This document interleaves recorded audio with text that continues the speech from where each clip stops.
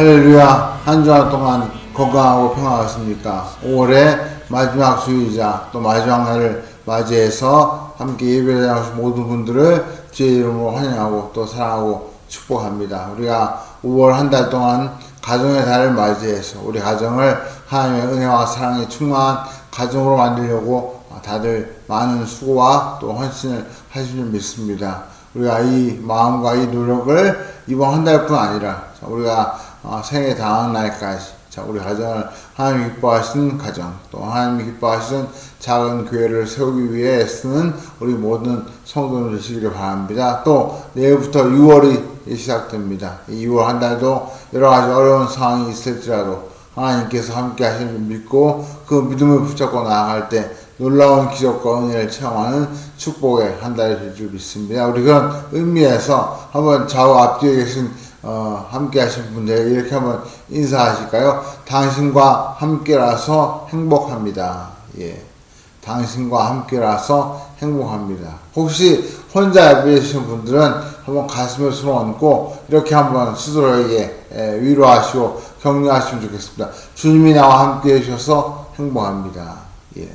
주님이 나와 함께 해주셔서 행복합니다. 오늘 우리가 혼자가 아니라 주님이 함께 하시고 또 우리 주변에 함께 믿음의 귀한 교제를 하는 우리 가족들이 있기 때문에 우리가 행복하고 또 기뻐할 수 있는 줄 믿습니다. 우리 이런 귀한 행복을 마음속에 느끼면서 오늘 5월의 마지막 주일 예배 하나님께 올려드리겠습니다. 다 같이 기도하심으로 하나님 앞에 나아가겠습니다. 할렐루야. 사랑과 은혜가 풍성하신 아버지 하나님 감사합니다. 5월을 시작한 것이 그 같은데 벌써 5월의 마지막 날이자 또 마지막 주일을 맞이하게 되었습니다. 지난 한 달 동안 저희를 붙드시고 또 여기까지 인도해 주신 하나님 앞에 감사와 찬송과 영광을 돌려드립니다. 또 부족한 저희들을 사랑하사 여러 가지 어려움과 또 환난과 또 여러 가지 상할 수밖에 없는 환경 속에서 저희를 지키시고 보호하시고 주의 품 안에 저희를 품어주신 것 감사드립니다. 저희가 우리 힘으로 우리 능력으로 사는 것이 아니라 하나님의 은혜로 사는 것임을 다시 한번 깨닫고 더욱더 하나님을 사랑하며 하나님을 의지하는 그런 귀한 믿음의 자녀가 되게 하여 주옵시고 이 예배를 통하여 하나님 우리와 함께 계심으로 행복해하며 또 하나님을 함께 나누는 그런 성도들과 가족들이 있기에 행복해하는 우리 모든 성도들 되게 하여 주시옵소서. 또 내일부터 시작되는 6월 한 달도 하나님께서 강권적으로 붙들어 주시고 우리에게 필요한 능력과 지혜를 주시며 또 우리 앞에 어떤 장애물이 닥쳐올지라도 능히 헤쳐나갈 수 있는 큰 은혜와 믿음을 더하여 주시옵소서. 오늘도 해외에서 주의 복음을 전하시는 성도님을 기억하시고 특별히 열악한 환경에서 코로나의 그 여러 가지 위험 속에서 주의 복음을 전하는 주의 종들에게 주께서 안전과 생명을 지켜주시며 또 그 복음이 이 어려울 때 참으로 잃어가는 영혼들에게 큰 위로가 되어서 잃어가는 영혼을 주 앞으로 인도하는 큰 역사가 일어나게 하여 주시옵소서. 모든 영광을 하나님께 올려주며 살아계신 우리 구주 예수 그리스도 이름으로 간절히 기도하옵나이다. 아멘. 우리 시간 우리와 함께 하시고 또 우리를 붙들어주신 하나님께 우리 사도신경으로 시당을 같이 고백하겠습니다. 전능하사 천지를 만드신 하나님 아버지를 내가 믿사오며 그 외아들 우리 주 예수 그리스도를 믿사오니 이는 성령으로 잉태하사 동정녀 마리아에게 나시고 본디오 빌라도에게 권을 받으사 십자가에 못 박혀 죽으시고 장사한 지 사흘 만에 죽은 자 가운데서 다시 살아나시며 하늘에 오르사 전능하신 하나님 우편에 앉아 계시다가 저희로서 산 자와 죽은 자를 심판하러 오시리라. 성령을 믿사오며 거룩한 공회와 성도와 서로 교통하는 것과 죄를 사하여 주는 것과 몸에 사는 것과 영원히 사는 것을 믿사옵나이다. 아멘. 우리가 한 주간 동안 살면서 우리 마음에 품고 있던 많은 힘들고 어려웠던 것들 우리 시간 찬양을 통해서 다 쏘아내고 하나님께 주시는 이 찬양의 기쁨을 우리 마음속에 충만하게 채우는 시간 되기를 원합니다. 이 시간 우리 기쁜 마음으로 또 한 마음으로 찬양할 때 우리 원길 수사님도 하심으로 하나님께 찬양으로 영광 돌리겠습니다. 이 시간 하나님께 감사하는 마음으로 찬양 올리시기 바랍니다. 나중에 기쁨 되기 원하네.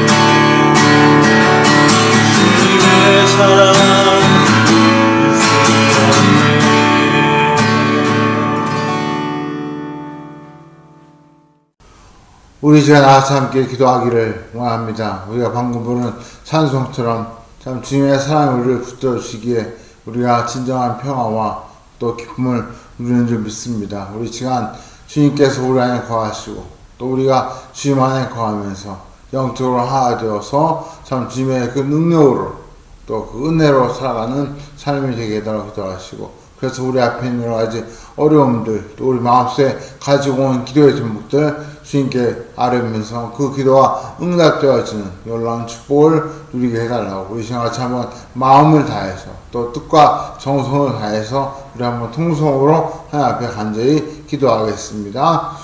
할렐루야. 사랑하고 고생하신 아버지 하나님 감사합니다. 오늘 주로 사랑하시는 주님 우리와 함께 하시는 분께 시간을 주셨대 하나님의 은혜를 사랑하는 주의 마음속에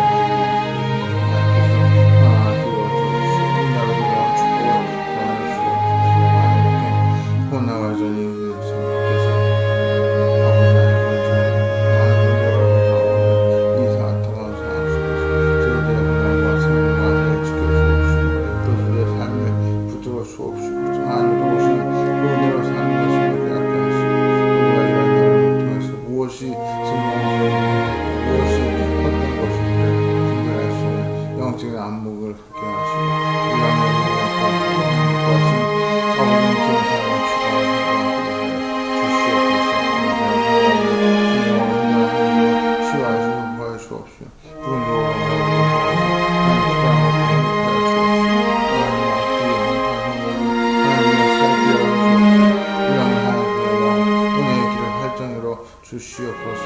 아버지 하나님 박수소서 한마디 하나님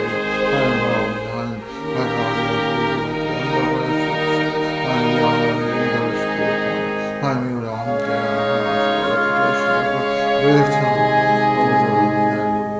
성을 위하여 주옵소서. 말씀을 들으신 기회를 주옵소서. 이 말씀을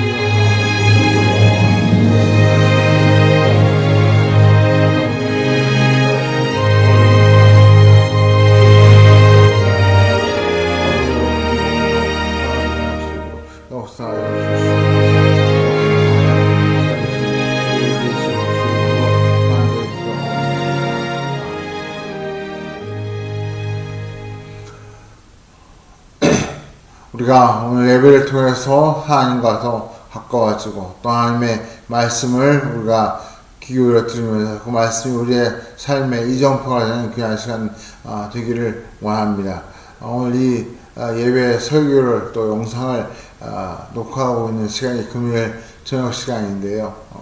불금이라서 계속 참 이 교회 밖에 이 배달 오토바이의 그 소리가 끊이지 않고, 또 마침 우리 교회가 이 비행기가 지나가는 그 위치에서 또 이 주말이라 또 비행기가 많이 이착륙하는지 비행기 소리도 끊임없이 들려옵니다. 이런 약환상의 소리가 예배를 녹화하고 있지만, 그럴수록 더 우리의 귀를 또 말씀에 집중하시고 또 우리의 마음을 말씀에 활짝 열어서 우리가 이 어려운 상황을 극복하고 하나님이 기뻐하시는 예배를 드리는 우리 모든 성도들 되시면 좋겠습니다. 오늘 우리에게 주신 말씀 함께 보겠습니다. 구약 성경 열왕기상 17장 8절부터 16절 말씀. 구약 성경 545면 열왕기상 17장 8절부터 16절 말씀, 우리 성경을 보시거나 자막을 보시고 한 목소리로 같이 함께 천천히 이 말씀 봉독하겠습니다. 시작. 여호와의 말씀이 엘리야에게 임하여 이르시되, 너는 일어나 시돈에 속한 사르밧으로 가서 거기 머물라. 내가 곧 과부에게 명령하여 내게 음식을 주게 하였느니라. 그가 일어나 사르밧으로 가서 성문에 이를 때에 한 과부가 그곳에서 나뭇가지를 줍는지라.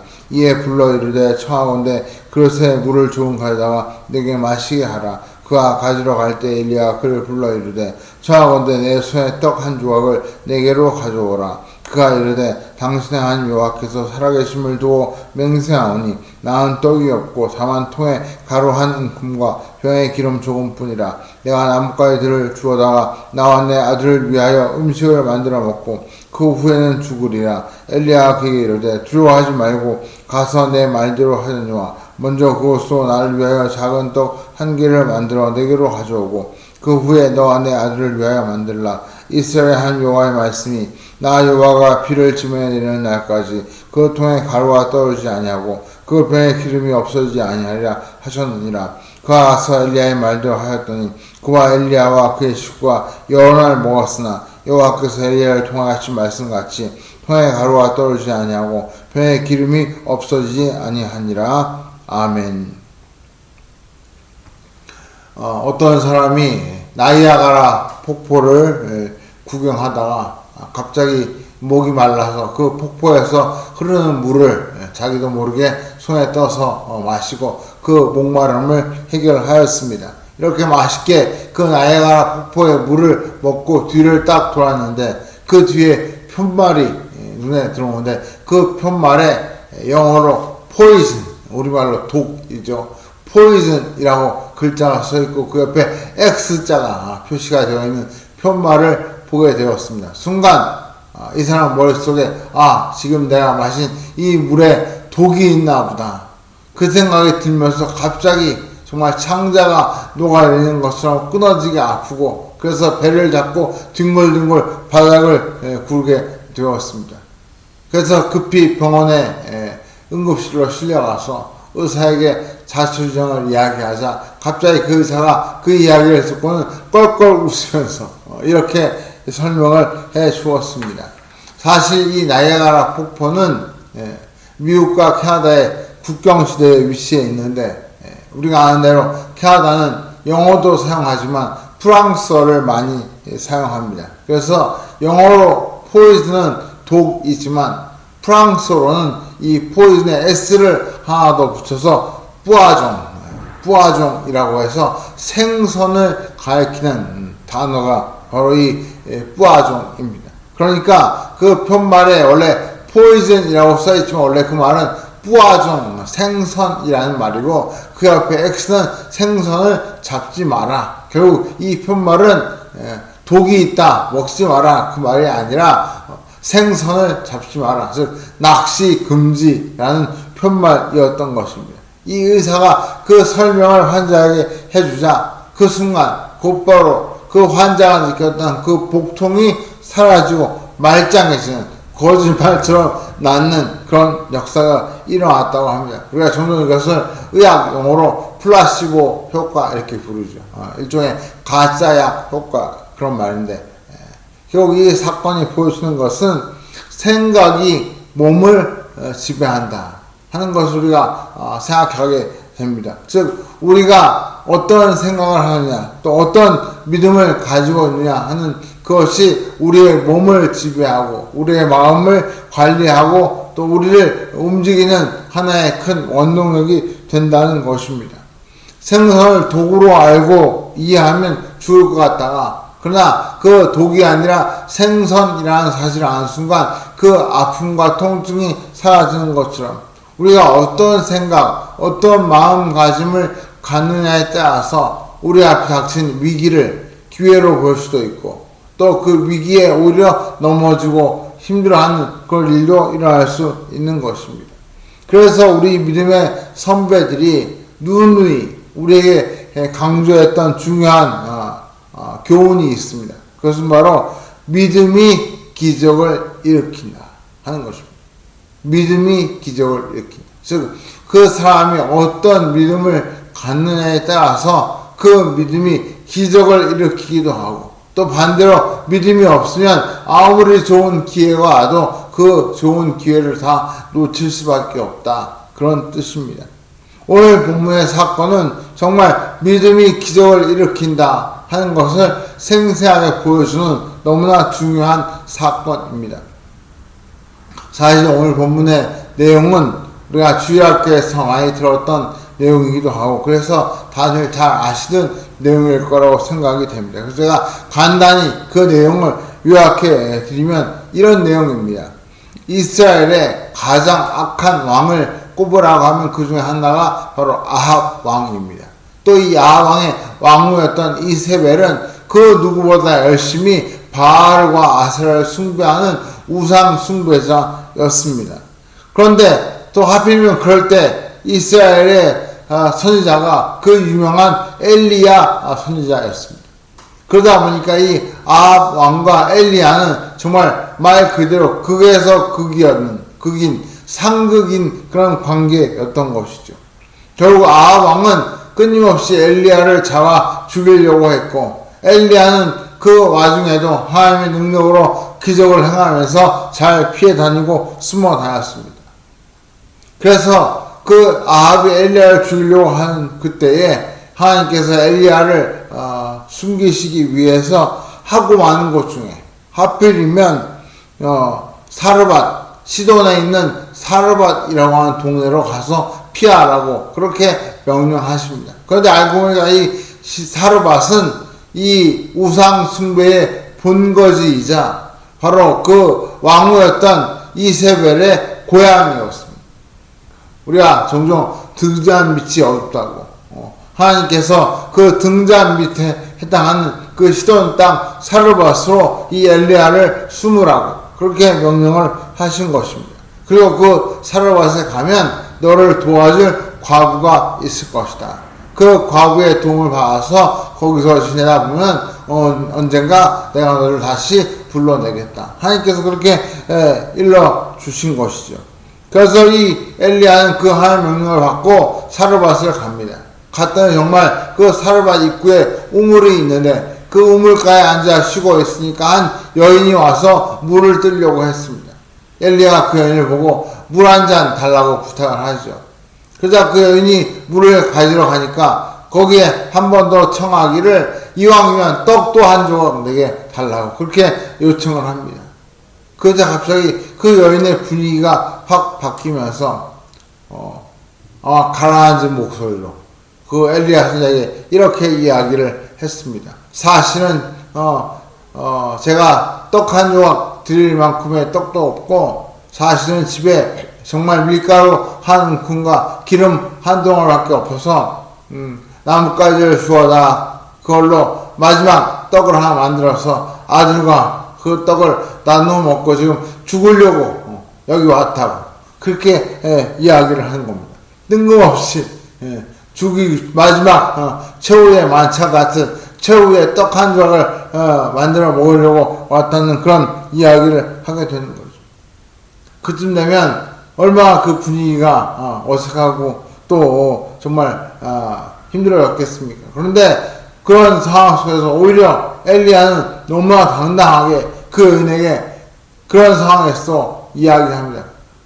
그건 알겠는데 가서 그 남은 가루와 기름으로 떡을 만들어서 먼저 나에게 가져오고 그리고 나머지로 너희 떡을 만들어 먹으라는 겁니다. 기가 막힌 이야기죠. 있을 수 없는 상식에 어긋나는 그야말로 정말 무례한 그런 말이 아닐 수 없습니다. 그런데 중요한 건 그 다음에 하는 말이 그렇게 그 남은 가루와 기름으로 떡을 만들어서 내게 가져오면 하나님께서 너의 그 가루와 통에서 마르지 않고 기름이 병에서 마르지 않도록 해 주실 것이다. 그 가루와 기름이 마르지 않고 다음번 곡식을 추수할 때까지 너와 너희 가족이 먹을 수 있도록 하나님께서 해 주실 것이다. 그러니 염려하지 말고 가져오라. 그 말을 듣고 그 여인이 가서 그렇게 정말 가루와 기름으로 떡을 만들어서 선지자를 대접했더니 선지자의 그 대접 이후에 하나님께서 여전히 그 통에 가루가 넘치고 기름이 넘쳐서 그 가족이 먹고 다음번 추수할 때까지 생존할 수 있었다. 이것이 바로 오늘 본문의 내용입니다. 이 이야기를 우리가 얼핏 보면 참 엘리야가 아무리 선지자이지만 정말 그의 태도가 너무 무례하기 짝이 없고 그야말로 몰상식한 거 아닌가, 좀 그런 생각이 듭니다. 엘리야가 이렇게 너무나 무례하고 몰상식하게 지금 마지막 떡 한 조각 만들어 먹고 죽으려고 하는 그 과부와 그의 아들에게 나에게 먼저 떡을 가지고 와서 나를 대접하라고 하는 이런 정말 무례하기 그지없는 부탁을 하는 그 이유가 무엇인가요? 그렇게 할 수 있는 그 배경이 무엇입니까? 사실은 그 배후에 하나님의 명령, 하나님의 지시가 있었기 때문에 당당하게 그렇게 말할 수 있었던 것입니다. 이미 하나님께서 엘리야에게 내가 너를 그렇게 과부의 손을 통해서 먹고 살도록 제 입에 넣었다. 그 이야기를 하나님으로부터 이미 들었던 것이죠. 그 과부의 도움으로 살게 될 것을 엘리야가 알았기 때문에 얼핏 우리의 상식의 눈으로 볼 때는 정말 어이없고 무례하고 기가 막힌 그런 요구를 당당하게 할 수 있었던 것입니다. 즉 만약 엘리야가 그런 하나님의 명령이 없었다면 아마 그런 어이없는 그런 명령을 절대 할 리가 없겠죠. 하나님의 명령이 있었기 때문에 엘리야가 그것을 믿고 그렇게 당당하게 요구할 수 있었던 것입니다. 오늘 이 사건이 그런 의미에서 우리에게 가르쳐주는 중요한 교훈이 여러 가지 있습니다. 저는 그 가운데 크게 두 가지 교훈을 오늘 말씀을 통해서 함께 살펴보고자 합니다. 제일 먼저 이 사건이 보여주는 가장 중요한 첫 번째 교훈은 무엇입니까? 바로 성도는 하나님의 말씀에 대한 순종을 최우선순위로 두어야 한다 하는 것입니다. 다시 한번 말씀드립니다. 성도는 하나님 말씀에 대한 순종을 최우선순위로 두어야 한다. 이것이 바로 오늘 우리가 이 말씀을 통해 제일 먼저 명심해야 할 교훈입니다. 다시 말해 하나님의 일을 하는 데 있어서 우리의 상식이나 판단이나 혹은 지식이 최우선이 되면 안 된다는 것입니다. 이 말을 오해하시면 안 됩니다. 그러니까 엘리야처럼 이렇게 머리상식하게 무례하게 살라고 하는가? 그게 아니고 우리가 일반적으로는 상식과 또 우리의 지식과 경험을 가지고 살아야 되지만 때때로 하나님께서 우리에게 정말 강력하게 감동하시고 우리 마음속에 뭔가 하도록 우리 마음과 생각에 불러일으키시는 그런 감동을 주실 때 우리가 그때는 그 감동을 우리의 인간적인 상식이나 판단 기준으로 그 감동을 무시하지 말고 오히려 우리의 상식이나 판단을 내어놓고 하나님 주시는 그 감동을 따라 순종해야 한다. 그 말씀입니다. 이것은 우리가 전적으로 하나님과 바른 관계를 맺고 살 때 이루어질 수 있는 그런 모습이라고 할 수 있습니다. 이론으로만 얘기하니까 좀 이렇게 잘 와닿지 않으실 것 같은데 최근에 저에게 일어났던 일을 제가 예를 들어서 설명드리면 아마 이해가 잘 되실 것 같습니다. 최근에 저에게 이런 일이 있었습니다. 지난 월요일 날 제가 이제 병원에 정기 검진을 받는 날이라서 병원에 갔습니다. 제가 검사 받는 과가 전부 5개가 안 돼. 이번에 2개의 과를 가서 진료를 받게 되었습니다. 보통 몸 상태가 안 좋으면 의사분들이 어쨌든 한 달 있다 와라, 2달 있다 와라, 조금 나으면 석 달 혹은 넉 달 있다 와라 이렇게 이야기를 하시는데 이번에 갔더니 검사 결과가 좀 좋았는지 저보고 6개월 뒤에 오라고 굉장히 많이 양호한 거죠. 심할 때는 한 달 뒤에 오라고 할 때도 있었는데 6개월 뒤에 오라고 하니까 그만큼 이제 몸이 좀 나아진 것 같습니다. 의사 두 분이 똑같이 에게 6개월 뒤에 오라고 하시면서 저한테 약을 처방해 주시는데 보니까 약이 엄청나게 많은 그런 약을 처방해 주셨습니다. 제가 그 대학병원 앞에 있는 약국에 가서 그 처방전을 내밀고 약을 달라고 했더니 약이 정말 큰 박스로 한 박스 들었습니다. 제가 도저히 가져올 수가 없어가지고 그 약국에 부탁해서 택배로 저희 집에 보여달라고 그렇게 요청을 하고 돌아왔습니다. 약이 그렇게 많으니까 약값도 정말 지금까지 지불했던 약값 중에 아마 역대급 약값이었던 것 같습니다. 약값이 아주 생각지 못할 만큼 많이 나왔습니다. 근데 제가 다음날 새벽기도 와서 기도하면서 이렇게 기도했어요. 하나님 건강을 이렇게 많이 회복시켜서 감사합니다. 그런데 약값이 너무 많이 나왔네요. 제가 웃으면서 이렇게 기도를 했습니다. 달리 특별히 뭐라고 기도한 거 아니고 그냥 웃으면서 하나님 건강을 회복시켜서 감사합니다. 근데 약값이 너무 많은데요. 그 말만 그저 웃으면서 기도했습니다. 근데 그날 오후에 갑자기 전화가 한 통 왔는데 어느 권사님으로부터 전화가 왔습니다. 그런데 이 권사님은 우리 교회 권사님이 아니시고 다른 교회 권사님이신데 제가 중고등학교 시절에 다녔던 그 교회 권사님이시고 저희 어머니의 친구분이셨습니다. 근데 그분과 다시 통화를 한 건 거의 40년, 아마 40년도 더 되는 것 같습니다. 그분이 어디서 제 어머니와 또 저에 대한 소식을 들으시고 물어보러 제 전화번호를 알아가지고 저에게 전화를 하신 겁니다. 전화한 것도 너무 신기한데 그분이 전화를 하시면서 이런저런 이야기를 하시다가 저에게 계좌를 알려달라고 갑자기 저한테 이렇게 말씀하시는 거예요. 제가 처음에는 막 극구 사양을 하고 이렇게 연락만 주신 것도 감사한데 무슨 계좌를 알려달라고 하시냐고 제가 막 거절했는데 이것도 너무 많이 하면 실례가 될 것 같아서 제가 그러면 문자로 계좌를 알려드리겠다고 하고는 전화를 끊었습니다. 그리고 며칠 뒤에 그분이 그 계좌로 송금을 해주셨는데 약값의 절반에 해당하는 그런 금액을 보내주셨습니다. 제가 약값을 받고 나서 하나님께 기도하는데 참 여러 가지 생각이 들었습니다. 제가 이 말씀을 여러분에게 드리는 이유는 여러분에게 나머지 약값을 대달라 절대 그런 뜻이 아닙니다. 오해하지 마시기 바랍니다. 제가 여러분에게 약값 대달라고 이 설교하는 거 아니고 이미 다 결제했고 다 지불이 끝났으니까 그런 말씀을 하지 마시고 그런 오해는 하지 마시고 제가 이 일을 겪으면서 왜 그 권사님이 갑자기 40년도 지난 지금 갑자기 저에게 그렇게 연락을 하셨을까?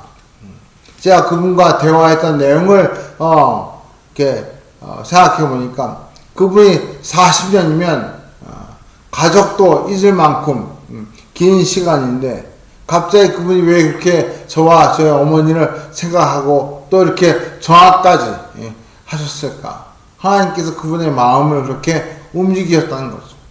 그분이 처음에는 저희 어머니 생각이 나고 제 생각이 나는데 그냥 생각이 나니까 기도만 하고 있었는데 그 마음속에 저에게 전화를 하고 싶은 마음이 막 불같이 일어나더라는 거예요.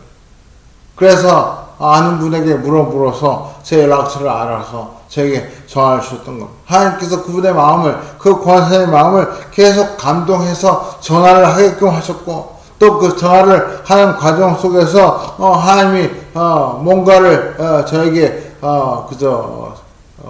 나눌 수 있도록 그런 마음을 주셨다는 것입니다.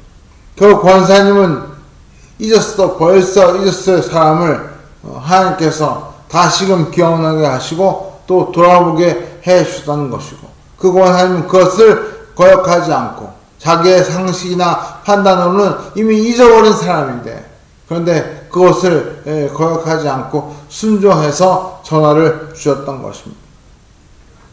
사실 우리가 이 일을 우리의 상식으로 보면 잘 맞지 않습니다. 때로는 하나님께서 이처럼 우리에게 마음을 감동시키시고 뭔가를 자꾸 하도록 우리를 이끌어 가시는 날이 또 그런 일들이 있습니다. 적어도 우리가 이런 일이 자주 있는 거 아닐지라도 하나님께서 우리 마음속에 감동하시고 정말 꼭 해야 하도록 우리를 이끄시는 일들이 있을 때 그것을 우리의 상식이나 혹은 우리의 지식이나 경험으로 그것을 무시할 것이 아니라 우리가 그것에 순종하는 것이 믿음인 것을 다시 한번 이 말씀을 통해서 깨닫게 됩니다. 그런 의미에서 우리가 다시 한번 기억할 것은 하나님께서 우리의 감동을 주시고 마음에 확신을 주실 때에는 우리가 그분의 명령을 최우선 순위에 두고 순종해야 한다 하는 것을 우리가 기억해야 합니다. 또 하나, 두 번째로 우리가 오늘 말씀을 통해 배우게 되는 교훈이 있다면 그것은 바로 하나님의 역사는 나눔을 통해서 일어난다 하는 것입니다. 다시 한번 말씀드립니다. 하나님의 역사는 나눔을 통해서 일어난다 하는 것입니다. 사르밧 과부는 기가 막히고 상식을 초월한 엘리야 선지자의 그 명령을 들었습니다. 그 말을 들은 과부는 너무나 어이가 없어서 최대한 예의를 갖춰서 그 엘리야의 요구를 거절하려고 합니다. 뭐라고 거절합니까? 12절 우리 다시 한번 12절 읽어볼까요? 시작. 그가 이르되 당신의 하나님 여호와께서 살아계심을 두고 맹세하오니 나는 떡이 없고 다만 통에 가루 한 움큼과 병에 기름 조금뿐이라. 내가 나뭇가지 들을 주어다가 나와 내 아들을 위해 음식을 만들어 먹고 그 후에는 죽으리라. 우리가 듣는 순간 정말 가슴이 먹먹해지는 그런 고백이 아닐 수 없습니다. 말 그대로 최후의 만찬, 아니 최후의 떡 한 조각을 먹고 죽겠다는 거 아닙니까? 그런데 별 위에 간을 빼먹시 그걸 달라고 하니 선지자를 볼 때 우리가 정말 어이가 없는 거죠. 저 같으면 아마 이 말을 들으면 고개를 푹 숙이고 정말 얼굴 들지 못할 것 같은데 오히려 이 엘리야 선지자는 달라도 너무 달랐습니다. 그건 자기의 상식이나 판단에 근거해서 이런 요청을 한 것이 아니라 하나님의 확실한 명령을 받고 이런 요청을 했기 때문에 당당할 수 있었던 것입니다. 엘리야에게는 하나님의 말씀에 대한 믿음과 확신이 있다 그 뜻입니다. 그리고 문제의 핵심을 정확하게 집어냈습니다. 13절에 엘리야가 이렇게 그 말에 대답을 합니다. 14절 같이 한번 읽어볼까요? 시작. 엘리야가 그에게 이르되 두려워하지 말고 가서 내 말대로 하려니와 먼저 그것으로 나를 위하여 작은 떡 한 개를 만들어 내게로 가져오고 그 후에 너와 내 아들을 위하여 만들라. 첫 마디가 뭡니까? 두려워하지 말라. 여인이 엘리야의 말에 거절 의사를 밝힌 이유는 통에 가루가 없고 병에 기름이 없어서가 아니라 더 근본적인 이유는 바로 두려움 때문이었습니다. 삶에 대한 두려움, 정확히는 죽음에 대한 두려움 때문에 거절을 했던 것이죠. 솔직히 죽으려고 하면 떡 한 조각 더 먹고 죽건 아니면 안 먹고 죽건 별 차이가 없을 것입니다. 물론 죽기 전에 최후의 만찬을 먹으면 좀 위로가 될 수 있기는 하겠지요. 이것은 좀 여담이지만 요즘 가장 핫한 인물 중에 한 분이 백종원 씨라고 생각이 됩니다. 그분한테 사업하다 그렇게 부도가 나가지고 아마 수십억 빚을 지고 자살을 결심했다는 그런 이야기를 들은 적이 있습니다. 근데 그분이 자살을 결심한 후에 이왕 죽을 거 맛있는 음식이라도 좀 많이 먹고 죽자 그런 생각이 들어가지고 맛있는 음식이 유명한 곳이 어딘가 같은 홍콩이라는 생각이 들어서 그 홍콩에 가서 맛있는 음식을 정말 술래하듯 먹다가 순간 죽을 생각이 확 바뀌어서 내가 이렇게 맛있는 음식을 두고 죽을 수 없지 하면서 그 음식에 대한 생각으로 그 방향이 바뀌면서 돌아와서 정말 지금의 그 백종원 씨가 되었다는 그런 이야기를 들은 적이 있습니다. 사실 모한 사람 같으면 엘리야 선지자가 이렇게 죽으려고 하는 사람에게 그 먹으려고 하는 그 떡을 나한테 달라고 하면 아니 이런 미친놈이 있나 뭐 이렇게 욕을 하면서 우리도 먹고 죽을 게 없는데 뭘 달라고 하냐 아마 이렇게 오히려 소리치고 욕을 했을 것 같습니다. 그런데 이 여인은 오히려 그렇게 많은 선지자의 말씀을 듣고 변화가 일어났습니다. 특히 두려워하지 말라. 그 말이 정말 가슴에 화살처럼 딱 와서 꽂힌 것 같아요. 내가 진짜 내가 힘든 것은 쌀이 없고 가루가 없고 기름이 없는 게 아니라 내 이 두려움이구나. 근데 그 선지자가 하는 말이 두려워하지 마라. 그 말을 듣는 순간 이 여인에게 신뢰가, 믿음이 크게 일어났습니다. 그때 그 선지자가 하는 그 다음 말씀이 귀에 들어왔습니다. 두려워하지 말라고 하시는 그 말씀 이후에 14절에 엘리야 선지자가 이렇게 덧붙여 말을 합니다. 14절 같이 한번 읽어볼까요? 시작. 이스라엘의 한 여호와의 말씀이 나 여호와가 비를 치매 내리는 날까지 그 통에 가루가 떨어지지 아니하고 그 병에 기름이 없어지지 아니하리라 하셨느니라. 비록 이방인이고 심지어 과부였지만 그는 선지자를 알아보았고 그가 하시는 말씀을 믿었습니다.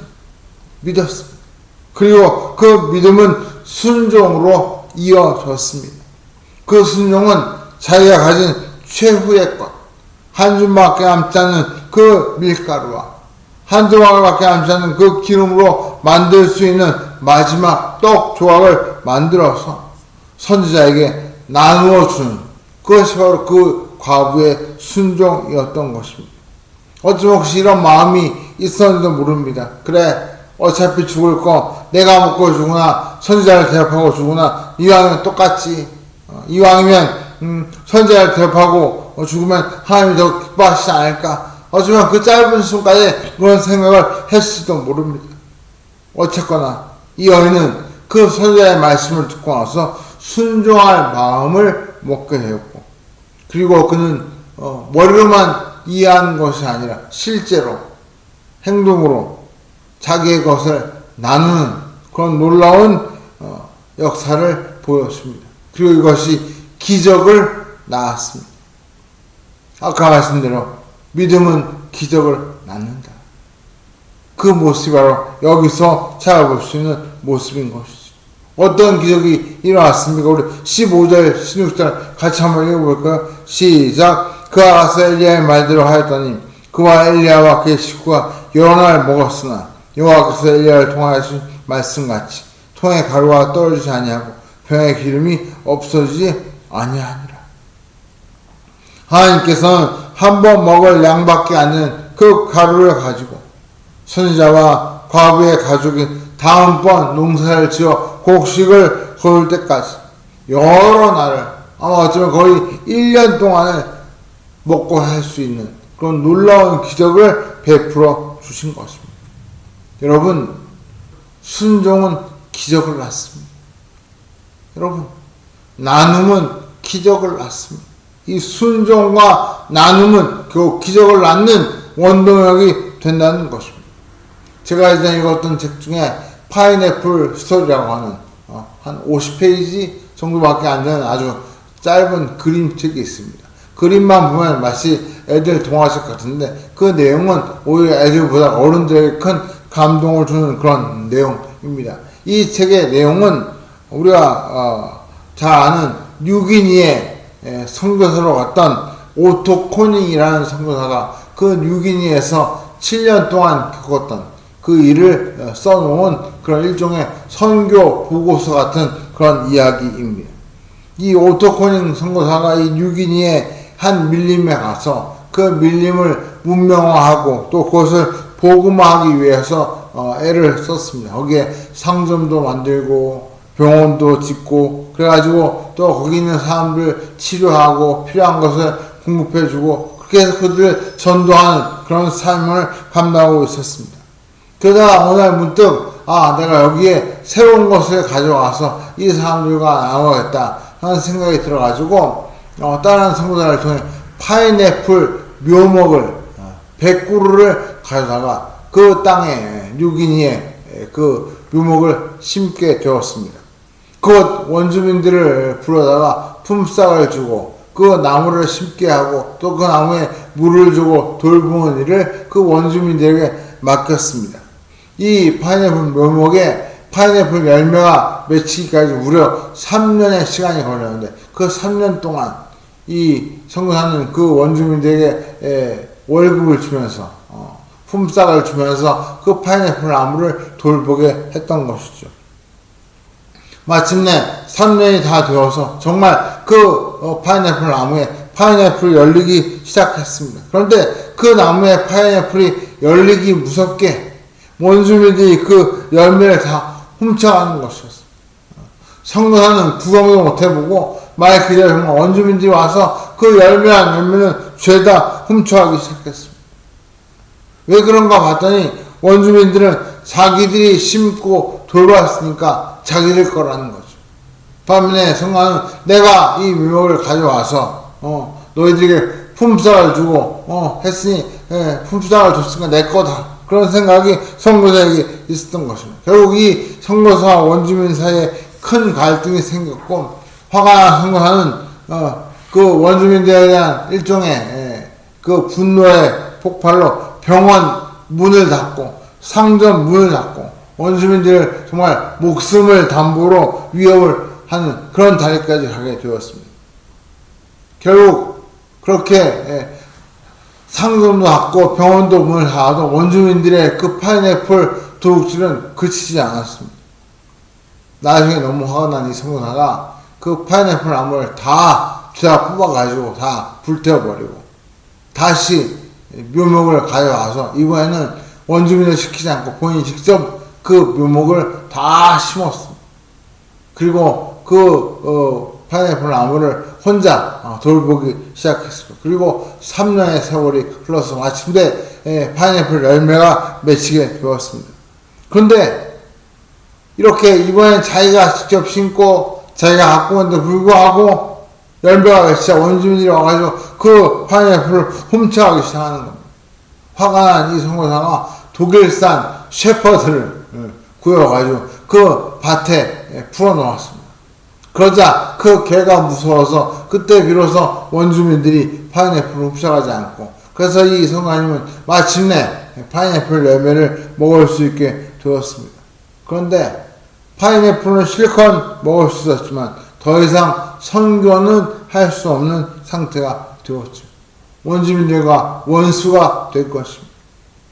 선교의 회의를 느낀 이 선교사가 안시전을 맞아가지고 고국에 들어와서 한 세미나에 참석을 하게 되었습니다. 근데 거기서 큰 깨달음을 얻게 되었습니다. 거기서 듣는 강의 중에 이런 말이 귀에 와서 꽂힌 것입니다. 내가 주면 얻을 것이고 너를 위해 쌓아두면 잃어버릴 것이다. 내가 가진 모든 것을 하나님께 드려라. 그러면 하나님께서 내게 필요한 것을 채워주신다. 우리가 너무 잘 아는 성경의 가장 기본적인 원리죠. 내가 가지려고 하면 하나님이 다 가져가시고 오히려 나누면 하나님이 채워주신다. 그 원리를 설명한 그런 글이었고 그런 강의였습니다. 이 말씀을 듣고 크게 감동을 받은 이 선교사가 6인으로 돌아와서 그때 비로소 그 파인애플 나무를 또 파인애플 밭을 하나님께 드렸습니다. 모든 권리와 모든 소유가 하나님께 있습니다. 하나님께 바쳤습니다. 그리고 와서 그때부터는 그 나무의 파인애플을 누가 훔쳐가든 가져가든 더 이상 신경 쓰지 않고 이것은 하나님의 것입니다.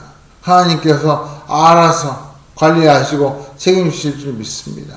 그때부터 하나님께 전적으로 맡기게 되었습니다. 그러자 신기하게도 그 선교사의 마음속에 있던 원주민에 대한 그 분노와 미움이 사라지고 마음에 평안이 찾아온 것입니다. 그리고 며칠 지났을 때 원주민들이 선교사님을 찾아와서 이렇게 이야기했습니다. 하는 말이 당신은 이제 비로소 그리스도인이 되었나 보군요. 선교사에게 우리 원주민들이 당신은 이제 비로소 그리스도인이 되었나 보군요. 이제 우리가 파인애플 열매를 훔쳐서 더 이상 화를 내지 않으니 당신이 이제 비로소 그리스도인이 된 것 같습니다. 그런 말을 원주민들이 하는 것이었습니다. 그 말을 듣고 비로소 이 오토코닝 선교사가 나누는 것이 베푸는 것이 선교구나 하는 것을 깨닫게 되었다는 그런 이야기가 바로 이 파인애플 스토리의 내용입니다. 사랑하는 성도 여러분, 성도의 가장 핵심적인 가치관이 무엇입니까? 우리의 모든 소유는 우리 것이 아니라 하나님의 것이다. 이것이 우리의 가치관입니다. 다시 말해 우리가 가지고 있는 우리의 모든 소유는 하나님께서 우리에게 맡겨주신 것이고 그런 의미에서 우리는 하나님의 청지기라는 것입니다. 따라서 우리가 가진 것을 하나님이 기뻐하시는 일을 위해 사용하는 것이 청지기의 사명이고 책임이라는 말씀을 우리가 성경을 통해서 배우게 됩니다. 그런 의미에서 볼 때 나눔이야말로 청지기의 가장 중요한 사명이라고 할 수 있습니다. 나눔. 사랑하는 성도 여러분, 말씀을 맺겠습니다. 하나님은 우상 숭배에 열을 올리는 그 왕후의 고향에, 그 바알 숭배의 본고장에 사르밧 과부와 같은 믿음의 사람, 믿음의 성도를 예비해 두시고 엘리야 선지자를 도울 수 있도록 그 성도를 사용하셨습니다. 지금 기독교를 박해하는 저 북한이나 이슬람 땅에도 분명히 하나님이 예비해 놓으신 성도들이 계시는 줄 믿습니다. 중요한 것은 이 기적의 이야기를 통해서 아무리 먹고 살기 힘들고 괴로워도 하나님을 믿는 그 사람은 하나님께서 반드시 책임지신다. 우리가 이 사실을 제일 먼저 확인하게 됩니다. 그리고 무엇보다 또 하나 중요한 것은 우리에게 순종과 나눔이 기적을 일으킨다 하는 것입니다. 지금과 같이 코로나로 인해서 정말 이 어려울 때 우리 성도들이 솔선해서 순종과 나눔을 실천하는 축복의 통로가 되어야 할 줄 믿습니다. 오늘 이 말씀을 들으시면서 여러분의 주위에 내가 손잡아주고 내가 도움의 손길을 펼쳐야 할 분이 생각나시면 크든 작든 여러분의 마음을 또 여러분의 시간을 또 여러분의 가지고 있는 물질 중에 일부를 내밀어서 그분들을 돕고 섬길 때 이것이 바로 진정한 선교요 또 진정한 삶인 줄 믿습니다. 하나님은 오늘도 이 사르밧 과부와 같이 자신이 가장 아끼는 자신이 가장 정말 최후라고 생각하는 그것을 하나님을 위해 헌신하고 드리는 그 순종과 나눔의 삶을 통해서 오늘 이 시대를 바꾸고 이 세상을 변화시키는 일을 해나가시는 줄 믿습니다. 이왕이면 저와 여러분이 이 사르밧 과부와 같이 정말 하나님께서 이 세상을 변화시키는 그런 손길로 사용하는 그런 귀한 도구가 될 수 있기를 주님의 이름으로 간절히 축원합니다. 우리 시간 말씀을 생각하시면서 기도하기를 원합니다. 우리 마음속에 이 순종과 나눔 이 두 단어가 오늘 이 말씀을 통해 우리 가슴에 새겨져서 정말 우리가 어떤 상황에서도 하나님이 주시는 그 감동, 그 명령에 순종하고 또 할 수 있으면 우리가 가진 것을 나눔을 통해서 진정한 축복의 통로가 되는 귀한 역사가 있게 해달라고 우리 시간 같이 한번 간절히 기도하겠습니다. 할렐루야. 사랑의 아버지 하나님 감사합니다. 오늘 된대한 자와